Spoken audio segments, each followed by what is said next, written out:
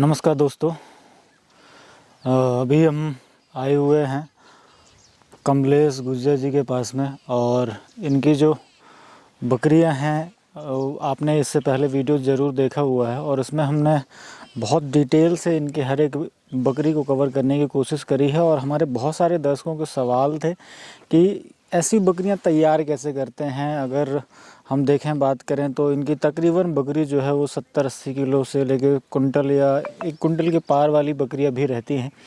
तो ऐसी बकरियों को तैयार करने के पीछे की डाइट क्या होती है, इनका डेली रूटीन क्या रहता है, क्या क्या कब कब ये खिलाने के लिए देते हैं, तो इसके ऊपर हम जानकारी जो है वो देने वाले हैं। तो वीडियो के लास्ट तक ज़रूर बने रहें। ये देखें पीछे आप मेरे देख सकते हैं, ये पूरा इन्हीं का एक तरीके से कहा जाए तो रफ़ एंड टफ तरीके से यहाँ पर रखते हैं। आप पीछे बकरियाँ भी बैकग्राउंड में दिख रही होंगी, पीछे ट्रे वगैरह भी दिख रही हैं। तो ये अपन इस वीडियो में कवर करने वाले हैं, तो वीडियो के लास्ट तक ज़रूर बने रहें। तो कमलेश भाई, स्वागत है हमारे यूट्यूब चैनल पर आपका। जो भी दर्शक देख रहे हैं, थोड़ा सा एक छोटा सा परिचय दीजिए आप, और आज क्या बताने वाले हैं भाई, ये थोड़ा सा बताइए। सबसे पहले नमस्कार सभी को जी। मैं कमलेश गुर्जर फ्रॉम अजमेर राजस्थान। अजमेर से मेरे फार्म की दूरी करीबन 25 से 35 किलोमीटर की है। हाँ। रेलवे स्टेशन से, दरगाह से, कहीं से भी ले सकते हो जी। आज अपन अपनी जो 70-80 बकरियां मैनेज कर रहे हैं उनको किस हिसाब से खिलाई पिलाई करते हैं, क्या वैक्सीनेशन करते हैं, उनकी कोशिश करेंगे कि जितना अपन ने पिछले 8-10 साल के अंदर सीखा है उनको कवर करें, बताइए कि किस हिसाब से मैंने मैनेज किया है, क्या क्या खिलाते हैं, डाइट में क्या खिलाते हैं, पानी में क्या देते हैं, वैक्सीनेशन से, और कुछ छोटी मोटी बीमारी जिनका अपने थ्रू जो अपने को थोड़ा बहुत नॉलेज है वो बताने की कोशिश करेंगे। अभी इस वीडियो में अपन मेनली कवर करने वाले हैं जो इनका फीड होने वाला है ना, जो दाना आप देते हैं, सप्लीमेंट जो होता है, अपन इसके ऊपर चर्चा करने वाले हैं। तो आप ये देख सकते हैं, है ना, ये पूरी सीरीज ही रहने वाली है कमलेश भाई के साथ मैं रहूँगा। और इसमें जैसे इन्होंने कहा कि भाई फीड है, वैक्सीनेशन है, या 8-10 सालों की जो जर्नी है इसमें क्या क्या सीखा, क्या क्या परेशानी आती है, ये हम सारा चीज़ इसमें डिस्कवर करेंगे, जानेंगे इनसे। और जो हमारे नए बकरी पालक हैं उनको काफ़ी फ़ायदा होने वाला है। तो पहले अपन शुरू करते हैं भाई इसी से, जो आपने ये दे रखा है। मैं आपको बताऊँ, ऐसी 3 थान लगाई हुई हैं भाई ने, एक यहाँ पे है और एक ये मेरे पीछे भी है, और सबको इतना भर रखा है। तो पहले तो इसकी क्वांटिटी बताइए, इसमें क्या क्या है और कितना दाना आप देते हैं। ये अपनी बकरियों की सेकंड फीड है। इससे पहले एक खिला चुके हैं। तो वो जो फर्स्ट टाइम पर अपन मॉर्निंग में देते हैं वो लौंग पत्ती होती है, जो खेजड़ी का लौंग होता है, वो थी। और इस टाइम दे रहे हैं अपन ये उबला हुआ अनाज है, क्योंकि सर्दी का टाइम है तो बकरियों के लिए सबसे बेस्ट है। इसके अंदर है मक्का, गेहूँ, बाजरा, मेथी, गंवार, ये सारी चीज़ें हैं इसके अंदर। वाह। इसके अलावा भी कुछ चीज़ें हैं जो आप ऐड कर सकते हो इसके अंदर, और वो सब का जानवरों के हिसाब से अलग अलग क्वांटिटी के अंदर ऐड होता है। सभी की बराबर मात्रा नहीं है। जो जितना ज़्यादा जिस चीज़ के अंदर प्रोटीन वगैरह ये सारी चीज़ें मैनेज करके देख के ही फिर इनको उबाला जाता है।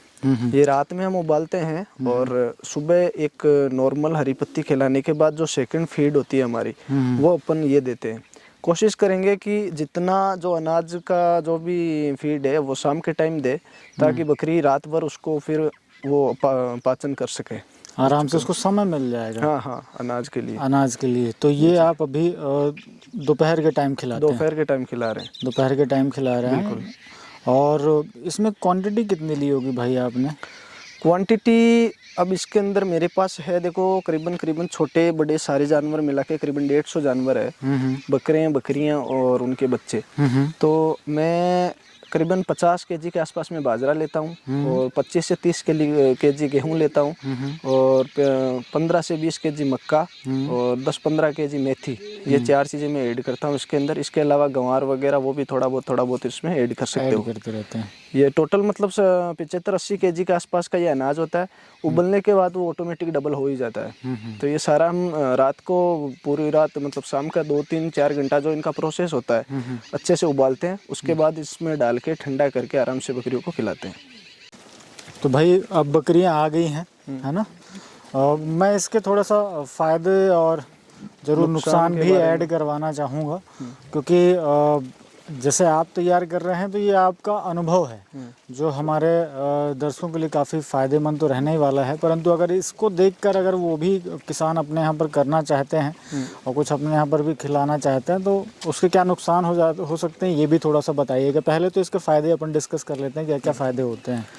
देखो, अनाज का ये मिक्स करके जो उबाल के खिलाते हैं, इसके फायदे ये है कि एक तो बकरी का इम्यून सिस्टम बहुत अच्छा कर देती है, दूध के अंदर बढ़ोतरी है जो कि आसानी से बात है। इनको प्रॉपर कैलोरीज, प्रोटीन, जो भी इनको मिनरल मिक्सचर चाहिए वो इनसे मिल जाता है। सेकंड चीज, बाहर का मौसम है जो सर्दी का मौसम है, तो राजस्थान के अंदर 01-02 डिग्री या 2 से 5 डिग्री नॉर्मल टेम्परेचर सर्दी का रहता है। तो इनके अंदर अपने आप को सर्वाइवल रखने के लिए ये बाजरा जो होता है काफ़ी गर्म रखता है, शरीर को हीट करता है, तो इनका टेम्परेचर मैनेज रहे इस चक्कर में खिलाते हैं। दूध के अंदर होती है। उसके अलावा जो ये अनाज खाई हुई बकरी हैं खुद भी तगड़ी ग्रोथ करती है, और इसी के अंदर हम तिल का तेल वगैरह भी ऐड कर देते हैं, और इससे क्या है कि फिर जो इनके बच्चे होते हैं उनमें भी ग्रोथ बहुत अच्छी होती है। तो एक साधारण सी बात है कि अगर अपन किसी चीज़ को अनाज खिला रहे हैं तो वो तो उसके अंदर बहुत फ़ायदेमंद ही रहेगा। बिल्कुल, ये इसके फ़ायदे हैं। ये देख सकते हैं ये सारी बकरियां जो हैं वो अब एक जो ट्रे में लगी हुई है, आप ये देख सकते हैं। एक चीज़ जो सर्दी के अंदर कोई भी जानवर हो, इंसान हो, तो उसको फीड बहुत ज़्यादा चाहिए रहती है। तो अगर चारा पानी खिलाएंगे तो वो बहुत हल्का फुल्का हो गया, और शाम को जल्दी बाड़े के अंदर चली जाती है, मॉर्निंग लेट तक निकालना पड़ता है क्योंकि सर्दी की वजह से वो कोहरा वगैरह भी रहता है। तो अगर इनको चारा वगैरह खिलाते हैं तो वो बहुत जल्दी जो भी खा पी के ये एडजस्ट कर लेती है। अगर अनाज खिलाते हैं तो वो लंबे टाइम के लिए चलता है, जिससे इनको भूख कम लगे सर्दी के अंदर रात को। उस चक्कर में भी अनाज देते हैं, और इसमें ये काफ़ी 3-4 प्रकार के अनाज ऐड है, तो वो काफ़ी फ़ायदेमंद है इनके लिए। भारी फीड हो गया, वो भारी फीड हो गया है ना। तो ये इसको समय भी चाहिए पचने के लिए। जैसे अपन खाते हैं ना खाना, एक हैवी डाइट अगर अपन ने सुबह ले ली तो अपन फिर शाम को ही लेते हैं, दिन में भले हल्का फुल्का खाते रहते हैं। कुछ उसी तरीके का सिस्टम इनका भी है। अगर आप भी अपने यहाँ पर खिला रहे हैं तो आपको भी इस बात का ख्याल रखना है कि भाई जब कभी आप हैवी डाइट दे रहे हैं, खास करके दाना दें, तो आप दोपहर के बाद दें या शाम की तरफ, शाम के टाइम दें, चाहे उबला हुआ हो, चाहे वो आप जो अपन नॉर्मल सूखा या नॉर्मल जो दाना देते हैं, है ना, ताकि उसको रात भर पचने में आसानी हो। दूसरी चीज़ क्या, अगर सुबह सुबह ही भारी फीड इनको दे देंगे तो दिन भर जो बाकी का टाइम बचेगा उसमें ये हल्का फुल्का खा नहीं पाएगी, क्योंकि ऑलरेडी इसमें भारी खा चुकी है। तो दोपहर से 3 बजे तक, सुबह से 3 बजे तक अगर इनको हल्का फुल्का खाना खिलाए तो वो आसानी से खा लेती है। उसके बाद ये भारी खाना दे दो ताकि रात भर इनके लिए चले, ये सबसे बेस्ट चीज़ है भाई। तो जैसे आपकी बकरियां एवरेज मुझे लगता है कि 70 किलो 80 किलो से लेके 125 किलो तक की बकरियां हैं, है ना। 1 कुंटल प्लस भी बहुत सारी, मुझे ऐसा लगता है कि 50% जो बकरियां हैं वो 1 कुंटल प्लस वाली हैं। अब ऐसा ना हो कि आपको देखकर या आपके जैसे बहुत सारे, मान लीजिए मैं कवर करते रहता हूँ खास करके बंटा के ऊपर, तो अगर कोई अपने यहाँ पर भी खिलाना चाहता है तो किन बातों का ख्याल रखे ताकि उसके यहाँ पर नुकसान ना हो, क्योंकि अगर दाना ज़्यादा खाएगी तो सीधी सी बात है कि फूड पॉइजनिंग होने की समस्या है। और आप लोगों को तो इतना अनुभव है कि आप लोग कर जाते हो, तो लोगों को किस तरीके से ख्याल रखना चाहिए ये भी हमारे दर्शकों को बताइए। देखो, फर्स्ट चीज़ तो ये है कि अपन पहले ही हल्का फुल्का जैसे अपन ने बात करी खिला देंगे तो वो बहुत ज़्यादा अनाज खाएगी नहीं। और सेकंड चीज़, जब शुरुआत कर रहे हो बकरी को खिलाने की और वो बकरी पहले से दाना नहीं खा रखी है, तो उनको बिल्कुल कम मात्रा के अंदर खिलाओ, ताकि वो एकदम से बहुत ज़्यादा अनाज खाने से उसको वो अनाज गलत भी ना लगे, उसकी जाड़ में स्वाद भी रहना चाहिए। सेकंड चीज़, अगर बहुत ज़्यादा अनाज खाई जाएगी तो वो आफरा टाइप में हो जाता है, फिर फूड पॉइजनिंग वगैरह होती है जी। तो उनका काफ़ी ध्यान रखना पड़ता है। अगर आपकी बकरी 12 महीने 1.5 साल तक अनाज खा चुकी है तो उसके बाद उनको भरपेट के आप अनाज दे सकते हो, क्योंकि वो उसको कितनी मात्रा में खाना है और वो कितनी मात्रा में पचा सकती है वो अपने आप ही वो उसका स्वभाव हो जाएगा। लेकिन फर्स्ट टाइम में ही अगर आपने बहुत ज़्यादा दे दिया तो जैसे होता है ना, कई बार चीज़ अगर बहुत ज़्यादा खा लेते हैं तो फिर वो अच्छी नहीं लगती, ऊब जाते हैं उसे। वैसे अनाज से भी जानवर ऊब जाता है, तो एकदम से बहुत ज़्यादा मत खिलाओ। सेकंड चीज़, आफरा वगैरह आ गया तो इनके फूड पॉइजनिंग की भी बहुत प्रॉब्लम हो जाएगी, जो कि मैनेज करना बहुत मुश्किल है उसके बाद में जानवर को। तो उन चीज़ों का हमेशा ही ध्यान रखना चाहिए जी। और अनाज को जब भी डाल रहे हो तो साफ सुथरा होना चाहिए। कई बार क्या होता है कि सूखा जो अनाज होता है उसके अंदर कीटनाशक की दवाइयाँ वगैरह छिड़कते हैं किसान, ताकि उसमें कीट वगैरह नहीं लगे। तो उनको 2 नचों के उसके बाद ही उबाले, जिससे हाँ, मतलब अपन जिस तरीके से भाई दाने को बचाने के लिए अपन बहुत सारी चीज़ें ऐड कर देते हैं ना उसमें, खास करके गेहूं है, मक्का है, बाजरा है, ताकि हम उसे लंबे समय तक स्टोर कर सकें। तो उसमें कभी कीटनाशक डाल देते हैं या उसमें कोई कीड़ा ना लगे उसकी दवा डाल देते हैं। तो आप ये बात बिल्कुल भाई ने ऐड करी है कि आप उसको भी ध्यान रखें। बिल्कुल, अगर आपने डाल रखा है या आप कहीं से ले रहे हैं, अगर उसने इसको ऐड कर रखा है तो आप उसे पहले धो लें। हाँ हाँ, तो वो जहर मुक्त हो जाए। बिल्कुल। फिर उसके बाद आप उसे उबालें और दें, तभी ज़्यादा सेफ रहेगा।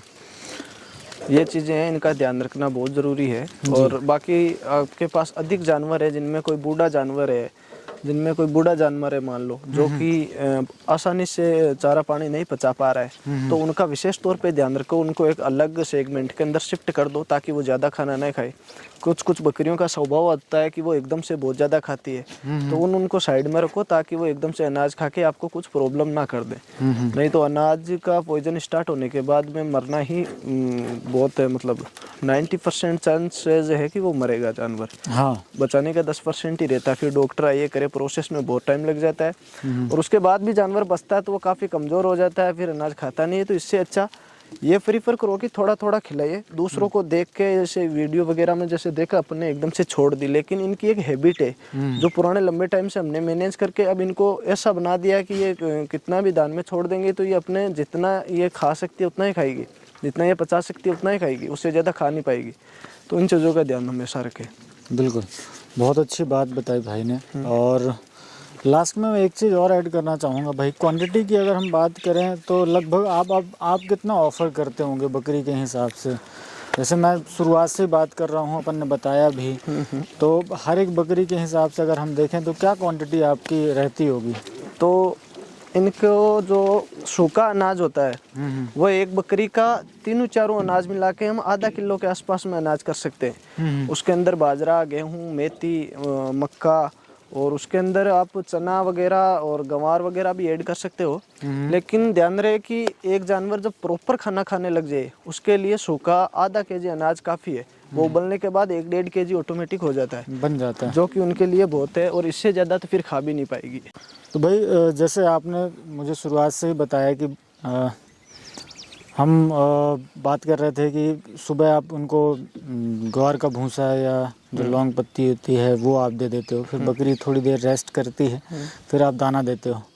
और फिर मैं इसमें एक चीज़ और ऐड कराना चाहूँगा, खास करके पानी से संबंधित बात है कि पानी क्या क्या कब कब नॉर्मल, जैसे आप तो मुझे लगता है कि नॉर्मल पानी देते ही होगे, ऑफ़र करते ही होगे। लोग यहाँ पर अलग अलग तरीके से पानी पिलाने का लोगों का तरीका भी अलग अलग रहता है। तो उसमें कुछ लोग सप्लीमेंट ऐड करते हैं, कुछ दलिया ऐड कर देते हैं, कोई हल्दी डालता है, कोई नमक भी डाल देता है। आप क्या डालते हो और कब कब पानी ऑफ़र करते हो, ये भी थोड़ा सा बताइए। देखो, हम चारे के साथ ही पानी ऐड कर देते हैं सुबह मॉर्निंग के अंदर जी, और शाम तक पानी साथ में रखते हैं।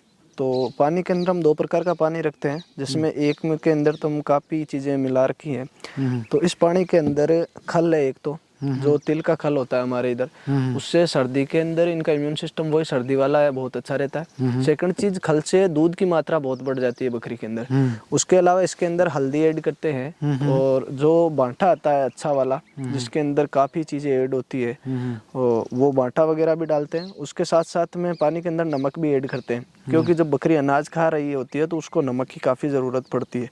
तो उसके लिए पानी के अंदर ही हम नमक ऐड कर देते हैं, उसके अलावा अलग से भी रखते हैं। तो ये तो हो गया मिक्स का पानी, उसमें हल्दी भी ऐड करते हैं, खल भी ऐड करते हैं, बंटा भी ऐड करते हैं, नमक भी ऐड करते हैं। इसके अलावा मिनरल मिक्सचर का जो पाउडर आता है थोड़ा बहुत, वो भी ऐड करते हैं टाइम अनुसार। और इसके अलावा हम नॉर्मल पानी भी रखते हैं साथ के अंदर। तो दोनों प्रकार का पानी है, जिस बकरी की जो इच्छा है वो पानी पी सकती है। इसके अलावा जो ब्याई हुई बकरियां होती है उनको मॉर्निंग के अंदर गुड़, अजवान वगैरह जो उनको कैल्शियम वगैरह दे सकते हैं, जो देसी दवाइयाँ होती है, हल्दी ऐड होती है, गुड़ होती है, अजवान होती है, वो सारी चीज़ें गर्म करते हैं। उसके बाद सर्दी के अंदर उनको गुनगुना करके वो ब्याई हुई बकरियों को अलग वो पानी एक टाइम पर देते हैं। उसके अलावा सारा दिन वो नॉर्मल पानी पी सकती है। एक बार सुबह सुबह उसको वो मिल जाए तो जो भी उनका अंदर का मल वगैरह रहता है, जो उनका प्रेगनेंसी टाइम होता है 10 से 15 दिन का, तो वो उसके अंदर काफ़ी वो हील करती है वापस अपने आप को। तो वो बहुत ज़रूरी है। और उसके अलावा नॉर्मल पानी है।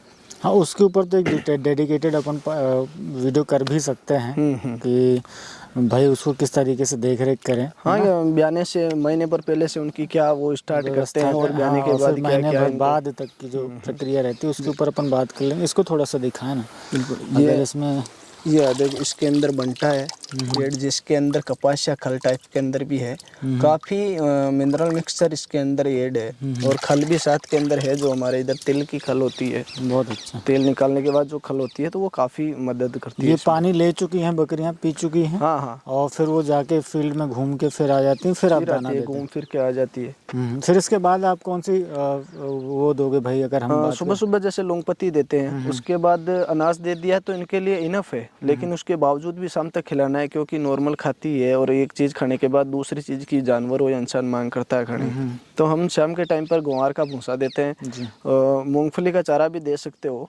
मेरे जो एरिया है उसके अंदर जो जो चारे चलते हैं वो मैं खिलाता हूँ। सबका अपना एरिया, अपना चारा और अपने जो फीड होती है वो अलग अलग टाइप की होती है। बिल्कुल। तो और कोशिश करें कि जो आपके क्षेत्र में मिलने वाली फीड है ना, उसी के ऊपर निर्भर रहें, तो आपकी जो फीडिंग कॉस्ट होती है वो कम हो जाती है। अन्यथा अगर आप राजस्थान के फीड को ध्यान में रखते हुए आप अपने यहाँ पर फीड को वैसा तैयार करेंगे या वैसी डाइट ऑफर करने की कोशिश करेंगे, तो भाई यहाँ से, और मान लीजिए कोई मध्य प्रदेश से देख रहा है, कोई उत्तर प्रदेश से देख रहा है और वो भी सिरोही बकरियाँ रखे हुए है, वो अपनी फीड वहाँ अगर ये फीड खिलाना चाहता है तो वो फिर उसमें देखिए ट्रांसपोर्टिंग कॉस्ट और यहाँ की जो फीडिंग कॉस्ट है वो काफ़ी ज़्यादा हो जाती है। काफ़ी ज़्यादा हो जाती है। और जो उधर की बकरी है वो वहीं का फीड खाए तो उसके लिए सबसे बेस्ट स्वाद है। अगर आप इधर से सिरो अजमेरा की कुछ भी बकरियां या यहाँ की नस्ल लेके जा रहे हो तो महीने भर के लिए उनके लिए हो सकता है आप स्टॉक लेके चले जाओ, लेकिन कोशिश करो कि उस स्टॉक के साथ साथ में, उस फीड के साथ साथ में अपनी जो यहाँ की लोकल फीड है